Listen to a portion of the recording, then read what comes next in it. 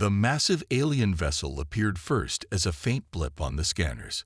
Lieutenant Yuna Lee leaned forward at her station, adjusting the sensitivity of the Thunder's long-range sensors. The readings made no sense. The ship's energy signature didn't match anything in their database. "Captain, you need to see this," she called out, her fingers dancing across the holographic display. Captain Jaho Park rose from his command chair, his boots clicking against the polished deck as he moved to her station. The bridge of the U.S. Thunder hummed with the quiet efficiency of a well-trained crew. Through the main view screen, stars stretched endlessly into the void, broken only by the approaching vessel's silhouette. Analysis. Park's voice remained steady, though his hand tightened slightly on the back of Yuna's chair. The ship is approximately 3 kilometers in length. Hull composition unknown.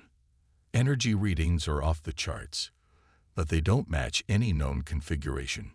"Sir," she paused, double-checking her readings, "I'm detecting weapons signatures unlike anything we've encountered." Before Park could respond, more ships began appearing on their sensors. Dozens at first, then hundreds, materializing from what appeared to be some form of faster-than-light travel. The vessels varied wildly in design. Some were organic-looking, with curves and patterns that suggested biological origin, while others were angular and geometric, bristling with visible weapon arrays. Multiple ships dropping out of FTL, Captain, called out Ensign Hyunwoo from Tactical. "They're taking up attack formations, but not against us. They appear to be engaged with each other." Park watched as energy weapons crisscrossed space between the alien vessels. The battle unfolding before them was clearly part of something much larger, a conflict they had unknowingly stumbled into. "Run full spectrum analysis on their communications," Park ordered. "I want to know what we're dealing with." The Thunder's quantum computers began processing the flood of alien transmissions. Their universal translators struggled initially, but patterns began emerging. 12 distinct species, each with their own language and communication protocols, all engaged in what appeared to be a centuries-old war. "Sir," Yuna's voice carried a note of concern. "They've noticed us. We're being hailed by multiple vessels simultaneously." Park straightened his uniform. On screen. "Let's introduce ourselves to the neighborhood." The view screen flickered, splitting into several sections. Each displayed a different alien bridge crew. Some were humanoid, others decidedly not. One appeared to be a collection of crystalline structures, another a swirling mass of gas contained within an environmental suit. "This is Captain Jaho Park of the United Earth Ship Thunder. We come in peace and request clarification of the current situation." The response was immediate and chaotic. Multiple voices overlapped, each claiming territorial rights, declaring the others as aggressors, demanding the Thunder's immediate withdrawal. The universal translator struggled to keep up with the cacophony of accusations and threats. "Hold position," Park commanded his helm officer. "Power up shields, but do not charge weapons. Let's not add to the chaos." The Thunder's quantum drives continued their steady hum as the ship maintained its position. Around them, the battle had paused, all attention now focused on the unexpected arrival of an unknown vessel and species. "Captain," Yuna called out, her voice urgent, "I'm detecting massive energy buildups from multiple vessels. They're scanning us, and I don't think they like what they're finding." Park nodded grimly. Humanity's first contact with alien life was about to become considerably more complicated than anyone had anticipated. The Thunder's presence had interrupted a delicate balance of power, and now 12 species watched them, trying to determine if this new arrival would become ally or enemy. "Send a general broadcast," Park ordered. "All frequencies, all languages our translator can manage. Let them know we're here to understand, not to fight. But make it clear we're capable of defending ourselves if necessary." As Yuna transmitted the message, Park watched the alien ships on the view screen. Centuries of war had shaped these species, driven them to technological achievements born of necessity and survival. Yet none of them had encountered humans before. None of them knew what humanity was capable of. The Thunder's quantum drives pulsed steadily, ready to respond to whatever came next. In that moment, as 12 alien species considered their next move, the course of their ancient conflict, and humanity's role in the galaxy, hung in the balance. The holographic display flickered as Admiral Narration Kim's face appeared, her expression stern and unyielding.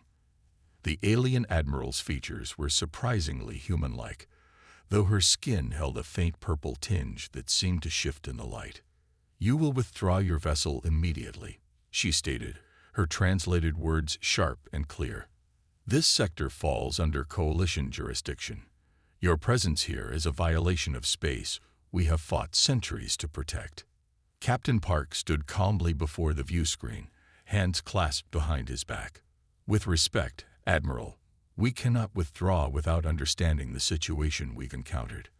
Our mission is one of peaceful exploration, but we now find ourselves in the middle of what appears to be a significant conflict." Tactical Officer Taeyang Choi's voice cut through the tension. "Captain, multiple vessels are charging weapons, energy signatures increasing across all quadrants." "Admiral Kim," Park continued, keeping his voice level, "your ships are preparing to fire. I strongly advise against this course of action. We're willing to share information about Earth and our intentions. All we ask is the same courtesy in return." The Admiral's eyes narrowed. "You dare to make demands? The Coalition has held this space through 12 generations of war. We've lost millions defending these systems from those who would steal our resources." "Resources?" Park pressed gently. "Perhaps we could discuss the nature of this conflict. Understanding often leads to better solutions than threats."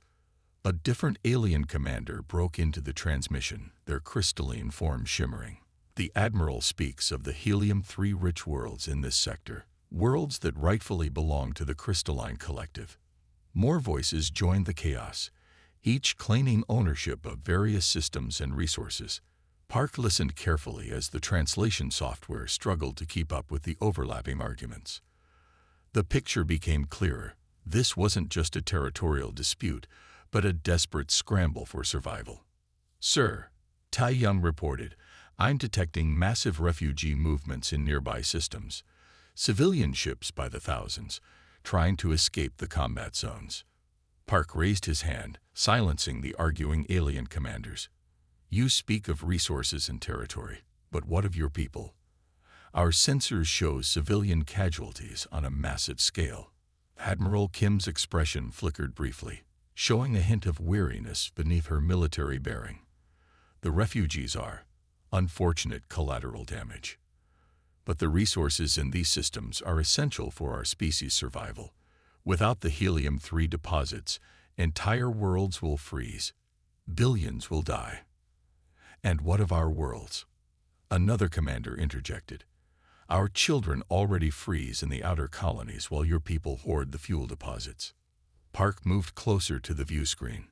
"Admiral, commanders, what if there were alternatives? Earth has developed various energy technologies.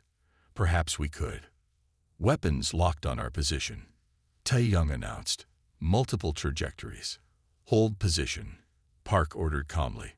"Shields at maximum, but do not return target locks." He turned back to the alien leaders. "We recognize your struggle. We've faced similar challenges in our history. But turning your weapons on us won't solve the underlying problem." Admiral Kim studied him for a long moment. "You speak of alternatives, human, yet you command a warship.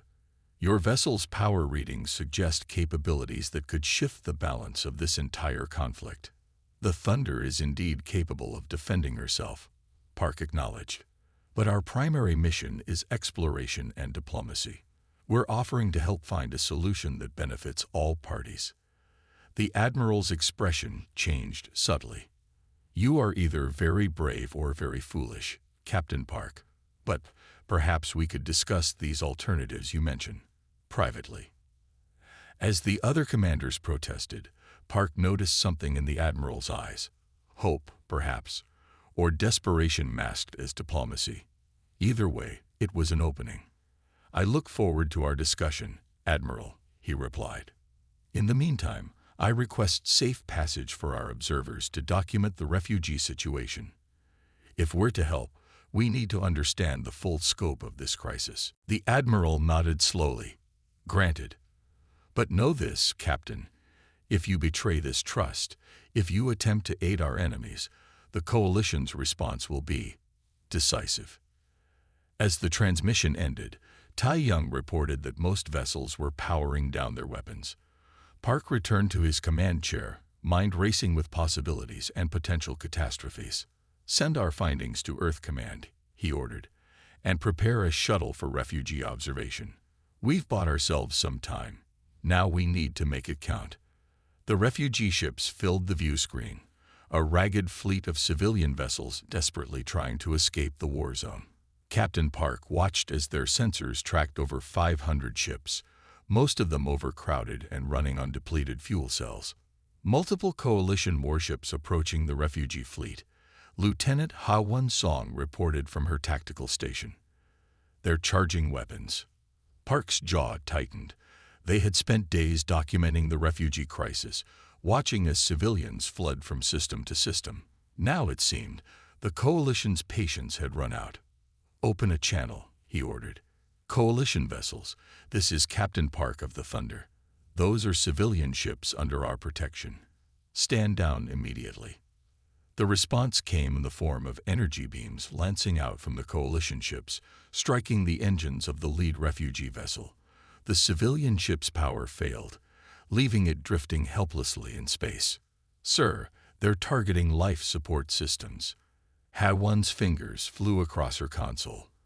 "At this rate, the civilian casualties will be—" "Enough," Park cut her off, rising from his command chair. "Battle stations. Shields at maximum. Lieutenant Song, target their weapon emplacements only. Disable, don't destroy." The Thunder's quantum drives roared to life as the massive ship moved to intercept. Coalition energy beams splashed harmlessly against their advanced shields, the technology far beyond anything the alien forces had encountered. "Multiple target solutions available," Ha-Won announced. Thunder's targeting systems locked on all enemy weapon emplacements. "Fire." The Thunder's response was surgical and devastating. Precision energy pulses struck key points on the Coalition vessels, shorting out their weapon systems with minimal collateral damage. Ship after ship found themselves suddenly unable to fire, their advanced targeting arrays reduced to sparking ruins. "Enemy vessels attempting to regroup," Ha-Won reported. "They're calling for reinforcements." Park nodded calmly. "Show them what else we can do, Lieutenant." Defensive pattern Delta. The Thunder moved with impossible grace for a ship its size, its quantum drive allowing maneuvers that seemed to defy physics.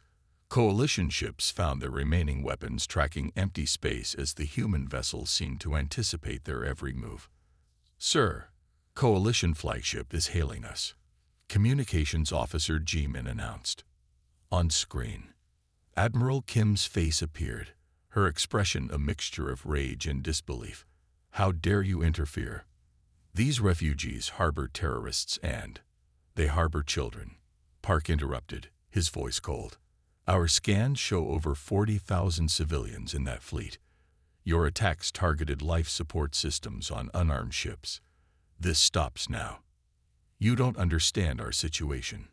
"No, Admiral, you don't understand yours." Park gestured to Ha-Won, who transmitted tactical data to the Coalition fleet. "What you've seen is approximately 5% of the Thunder's combat capability. We've chosen to disable rather than destroy your ships. Don't make us reconsider that choice." The bridge fell silent as the Admiral studied the data. The scans showed clearly how easily the Thunder could have destroyed their ships rather than simply disarming them. "The refugee fleet will be granted safe passage to the outer colonies," Park continued. "The Thunder will escort them personally.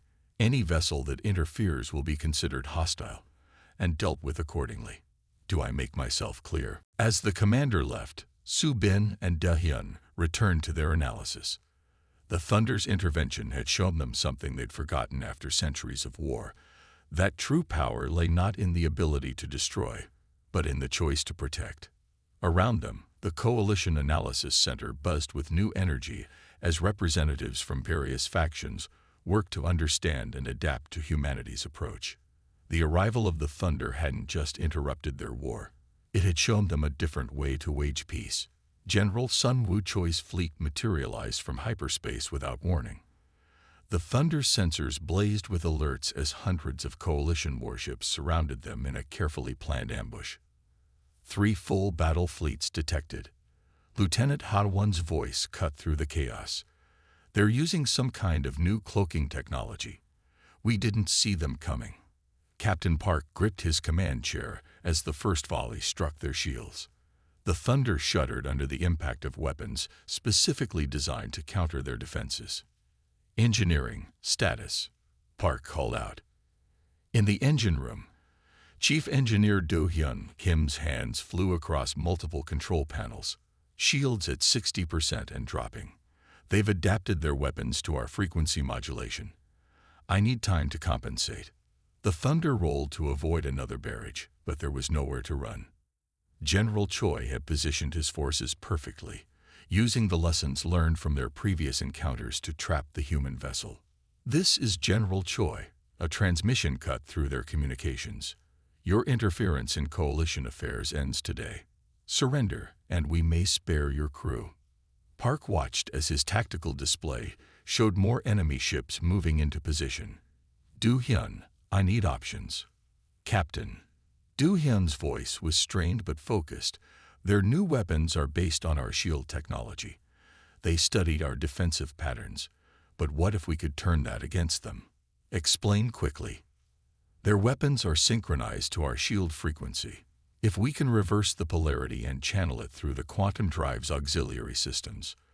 Another hit rocked the ship. Whatever you're planning, do it fast, Park ordered.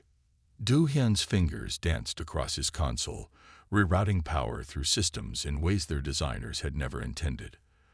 The Thunder's quantum drive began to pulse with an odd rhythm, its energy signature fluctuating wildly. Shields at 40%, Ha1 reported. We can't take much more of this. Now, Do-hyun shouted, activating his modified systems. The Thunder's shields pulsed with brilliant energy. The Coalition's specialized weapons, designed to penetrate their defenses, instead created a feedback loop.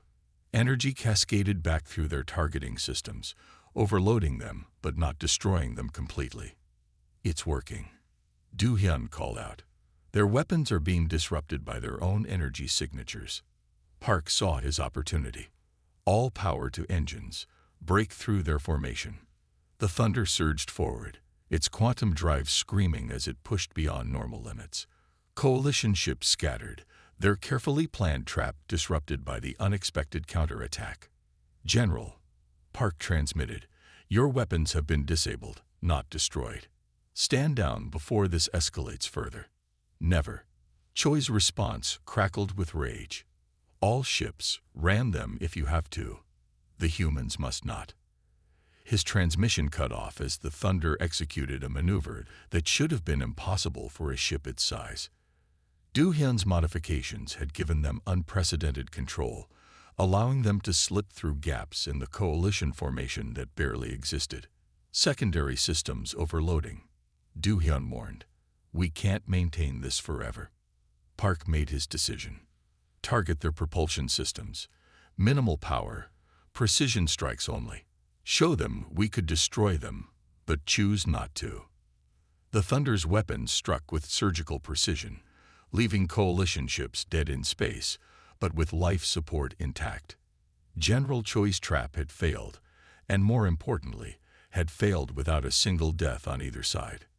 Enemy fleet is standing down, Ha1 reported, relief evident in her voice. General Choi's flagship is requesting medical assistance for minor injuries. Granted, Park ordered, and get me a channel to Coalition Command. They need to understand that this escalation changes nothing. We're still here to help, not conquer. As repair crews from both sides began their work, Park reflected on the battle. The Thunder had faced destruction and emerged victorious not through superior firepower, but through innovation and restraint. It was a lesson he hoped the coalition would finally understand.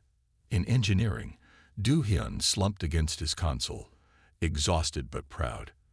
They had survived not by destroying their enemies, but by finding a way to save everyone. It was, he thought, a very human solution to an alien problem. The grand meeting hall aboard the Thunder buzzed with tension as representatives from all 12 coalition species gathered for the peace talks. Diplomatic Officer Hye-Jun Lee stood at the center of the room, his calm demeanor a stark contrast to the nervous energy surrounding him. "We will begin with the fundamental needs of each species," Hye-Jun announced, activating a holographic display. Not demands, not historical claims, just basic survival requirements. The alien delegates shifted uncomfortably. Captain Park watched from his position at the head of the table as Lieutenant Jae-Yun Shin, their cultural specialist, carefully observed each species' reactions. The crystalline collective requires specific radiation levels. Jae-Yun whispered to Hye-Jun. "Notice how their outer layers flicker when you mention resources. It's a sign of anxiety in their culture." Hye-Jun nodded subtly. "Let's start with the crystalline collective," he said. "Please share your minimum requirements for survival, not what you want, but what you need to prevent extinction." The crystalline delegate chimed in harmonic tones. "Our worlds freeze without helium-3. 3 million of our kind have already shattered in the outer colonies. Yet you control the largest helium-3 deposits," another delegate countered. "While our children—" "Stop." Hye-Jun's voice cut through the rising tension. "This is exactly how Earth's resource wars began. We're not here to argue about the past. We're here to prevent extinction. For all of you." He brought up Earth's historical archives, showing the aftermath of their own resource conflicts. Humanity learned these lessons through centuries of warfare. We found that survival depends not on hoarding resources, but on sharing technology to use them more efficiently. Captain Park stepped forward. "The Thunder's quantum drive technology can be adapted to reduce helium-3 consumption by 60%. We're willing to share this knowledge with everyone." The room erupted in overlapping arguments. Jae-Yun touched Hye-Jun's arm, pointing out subtle body language changes among the delegates. "They're afraid," she whispered, "not of sharing, but of being the first to agree." Hye-Jun understood. "Earth will oversee the technology transfer," he announced. "Each species will receive the same capability simultaneously. No one gains an advantage over the others." The crystalline delegate's surfaces rippled. "And what does Earth want in return?" "Peace," Park replied simply. "Our galaxy is vast, with resources beyond imagination. But we'll never reach them if we're locked in endless wars over what little we can see from here." Jae-Yun noticed several delegates exchanging glances. "They're considering it," she murmured. But the gas giants are still hesitant. Their body vapor is condensing, a sign of deep concern. Hye-Jun turned to the gaseous beings. "Your species requires different resources entirely. What if we could show you how to synthesize them?" Earth's molecular reconstruction technology cooled. "Impossible," the gas giant representative interrupted. "Such technology would violate the laws of physics." Park smiled. "Like our quantum drive did, like our shields do. We're offering you possibilities you haven't considered, solutions you haven't imagined." Hour by hour, species by species, Hye-Jun and Jae-Yun helped bridge the gaps. Earth's history provided examples of conflicts resolved, of enemies becoming allies, of technology transforming scarcity into abundance. Finally, after what seemed like endless negotiations, the first agreement was reached. The crystalline collective would share their helium-3 in exchange for Earth's drive technology. Others followed quickly, each species finding their place in a new order based on cooperation rather than competition. As the delegates filed out, many still processing the radical changes ahead, Hye-Jun turned to Captain Park. "Sir, do you think it will hold?" Park watched the aliens departing, former enemies now talking cautiously about joint projects and shared resources. "Peace is always harder than war, Hye-Jun. but we've given them something they've never had before. Hope that survival doesn't have to mean someone else's extinction. In the corner, Jai Yun was already updating their cultural database with new observations. The peace they'd brokered was fragile, but it was built on something stronger than treaties or technology. It was built on understanding, the very thing that had brought humanity to the stars in the first place.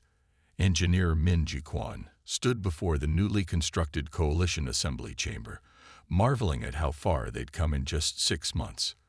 The massive structure combined architectural elements from all 12 species, its design a testament to their new unity. Inside, Captain Park addressed the gathered representatives. The Thunder's extended mission had transformed into something none of them had expected: the birth of a new galactic alliance. The Coalition Peace Council is now officially in session, Park announced. Today we implement the final phase of our shared technology initiative. Min-Ji stepped forward, activating the holographic display. The fusion of human quantum drive technology with Coalition energy systems has exceeded our expectations, she explained. Resource efficiency has increased by 80% across all member worlds. The chamber hummed with approving tones from the crystalline delegates. Even the gas giant representatives, once their staunchest opponents, swirled their vaporous forms in patterns of agreement. But technology alone isn't enough, Park continued. The council system we've established, based on Earth's United Nations, ensures every species has a voice. Resources are now shared, not hoarded. Disputes are settled through mediation, not warfare. Min-Ji watched as her latest project appeared on the display. A network of automated resource distribution centers that combined human eye with alien manufacturing techniques. The system would ensure fair allocation of critical materials across all worlds. The Thunder's presence here was accidental, Park said, but what we've built together was no accident. Each of you chose to move beyond centuries of conflict. Each of you risked trust when experience told you to doubt. The assembly chamber's architecture itself reflected this trust. Crystalline beings shared space with gaseous forms, while environmental barriers that once divided species have been replaced with adaptive fields that allowed all to communicate freely. Min-Ji's engineering team had worked countless hours with alien scientists, combining their technologies in ways neither side had imagined possible. The results were everywhere, in the ships that now carried supplies instead of weapons, in the colonies that welcomed refugees instead of turning them away. Earth extends formal recognition to the new coalition, Park announced. Not as a peacekeeping force, but as partners in exploration. The Thunder's mission here is complete, but humanity's commitment to our alliance remains absolute. The chamber erupted in the varied sounds of 12 species celebrating. Min-Ji smiled, remembering the tension of their first encounters. Now, former enemies worked side by side in research labs across Coalition space, their combined knowledge accelerating technological progress beyond anything they could have achieved alone. As the assembly concluded, Min-Ji joined Park on the observation deck. Below them, ships from all species moved peacefully through space, their designs now incorporating elements of both human and Coalition technology. "Did you ever imagine this when we first arrived?" she asked. Park shook his head. "We came looking for new worlds. Instead, we found something far more valuable.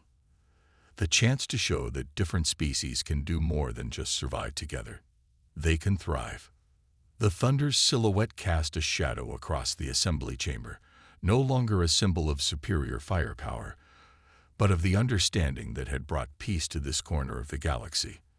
As Min-Ji watched the ships below, she knew that their greatest victory hadn't come from the weapons they could have used, but from the wisdom to find a better way. The end. The night was quiet, the stars sparkling above like tiny diamonds scattered across a vast black canvas. The moon shone brightly, casting an eerie glow on the landscape below. A single figure stood on the edge of the craggy cliff, their silhouette outlined by the light. She was tall, much taller than any human, and her skin shimmered with a soft, almost ethereal glow. Her eyes, a bright, piercing shade of blue, seemed to flicker with an energy that made the very air feel alive. Her name was Zaira, and she was an alien from a distant world far beyond the reaches of Earth's galaxy. She had seen many planets, met many beings, and been in countless battles. But tonight, something felt different. Tonight, she was not here for war, not for conquest or dominance. She was here for something else, a feeling she couldn't quite name. In front of her stood a human, a man small compared to her towering form. His name was Mark, and he had been traveling through the dense forest for days when he stumbled upon this strange being.